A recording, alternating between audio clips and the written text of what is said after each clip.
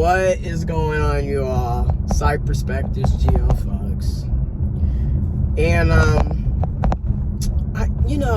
have to talk about it, and I'm probably going to do a reaction to it as well. But this is just like, I guess, a preface for what's to come. A little synopsis of what's to come. Stay tuned. But I'm gonna eventually react to J. Cole's one of his songs on his new project, because to me this just brings in the further question with, in my opinion, the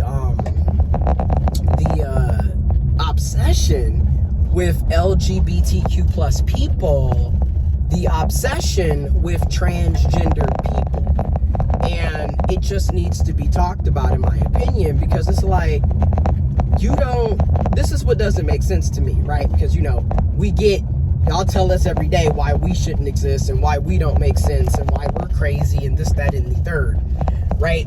So here's a person, a part of the alphabet community. And of course, when you look at what I got on, 90s kid all the way. Who remembers back in the 90s? Like, a lot of us would have sweats and like crew necks and t-shirts with all of our favorite cartoons and shit. You got Tasmanian Devil, you got Bunny, Bugs Bunny there. You've got Daffy Duck, the Squad, and then you've got the 90s colors. Like how these colors were on everything, it seemed like, back in the 90s. But that's neither here nor there, but maybe it is because I'm queer. But anyways, so I'm a part of the alphabet mafia, because apparently we are, gangsters, thugs that are, moving through the streets or some shit. I just like, what? Like, I'm the furthest thing from gangster, so I don't really get the alphabet mafia. But okay, that's kind of a dope little thing, so I'll roll with it. But let's get to it. So again, you got a song with J. Cole, and he has a lyric in the song where he's mentioning a transgender man, a trans man. And it's like, what in the world? Like, it's so random, because it's like, again, you're supposed to be this cisgendered, heterosexual, alpha style guy, but yet you're making a random lyric that doesn't make sense to shit about a trans man. And then the way you're talking about this trans man, trans fella, as you said, it gives off a sexual rape culture endo. And then it just brings me back to, in my opinion, you have some people, not all, but you have some people who their hatred is because they're secretly attracted to people within that community that they supposedly don't like, that they hate. You also have people who feel threatened by other folks, so they have to go out of their way to talk shit about that particular group or that particular person, that particular identity, even though it doesn't really impact them, right? Like, because again, you're making all this money, you're a successful artist, writer, producer, rapper, you've definitely moved the culture. I mean, when we talk about backpack rap, the late 2000s, early 2010s, backpack rap, I mean, essentially, first of all, I would say it was the mid 2000s to the early 2010s when backpack rap was a big thing. I mean, a lot of us have to keep it real. Kanye definitely was, a founder of that, right? Like, for us, mid 2000s up into the early 2010s. And then you had J. Cole, and so many others come, Kendrick Lamar, etc. So many people, Kid Cudi, so many people kind of came out of that. But so I'm not going to sit up here and not say that his musical impact, his lyricism, his impact, I'm not going to take away his impact on the musical. But when we're talking about social issues, or I should say some social issues, because people pick and choose who they're going to fight for social justice, equity, freedom, and equality, and then who they're going to dislike and not want them to have the same rights and freedoms, but then claim to be for social justice and want equality, but only for themselves and for their only particular identity or group.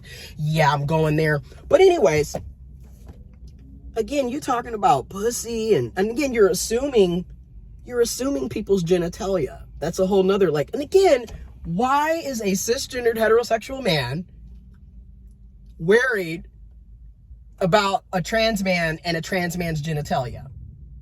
And then also this idea that trans men are somehow weaker or more docile or more effeminate than a cis male is also something to think about. Like everybody is not coming from that standpoint. And again, and what's hilarious is this is the same group, cis males, who will then tell you very quickly, oh, you're generalizing. Oh, that's not all of us, not all men. But then you're always doing it to trans people and trans men and trans women and trans feminine and trans masculine and LGBTQ plus and women, etc. You do it, but then you don't want people to put you in the same category.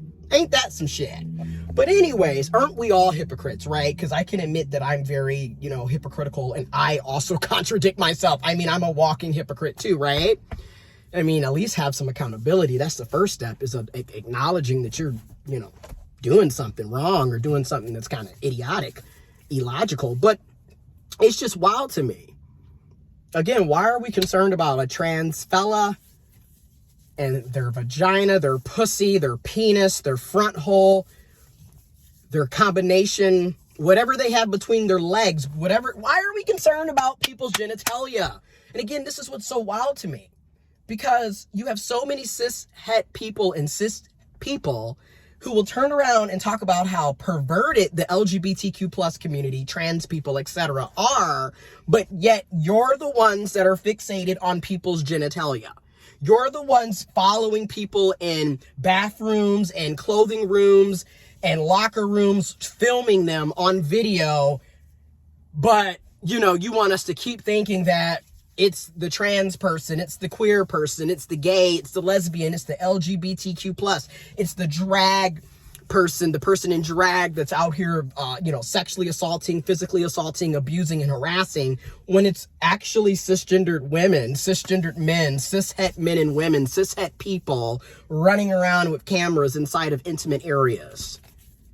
Always bringing up who somebody is sleeping with, who somebody's having sex with, what's in somebody's pants, underwear, panties, whatever, what's between their legs. It's just wild to me, right? Because then you project, and it's like, no, it's the queers. The queers are nasty and disgusting. They're perverting the children.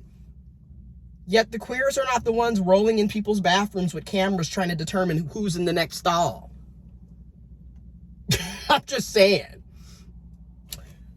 And again, you worried about a trans fella's pussy. And again, what does this have to do with who you beefing with? You know what I mean? Like, a lot of these subjects, y'all be talking about shit that y'all claim y'all don't care about, but you always talking about it. Here it is, queer folks, we be unbothered doing us, and then all of a sudden we get called into shit that really shouldn't have anything to do with us, but we get called into it, and it's like, damn. I'm over here like, oh shit, J. Cole dropped a new one. Okay. Well.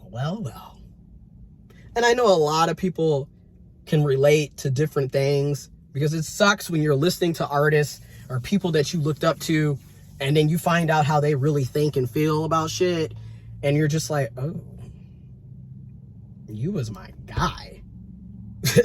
Now I'm just like, well, we're just gonna back on up. Remember, I can go back to like 2011 when J. Cole dropped a mixtape, and he did a freestyle over Special Delivery. If you remember, that's another toxic cis male. P. Diddy, damn. Early 2000s, 2000, 2001, Special Delivery. And that beat is freaking amazing. But anyways, in 2011, J. Cole dropped a freestyle with the Special Delivery beat, and I used to bump that. I was like 18, 19 when that came out. And now I'm just like, oh shit, man. Like, it sucks when you have to find out things. But anyways, I am gonna have another video where I'm just I'm gonna listen to it and react to it on camera. I'm out.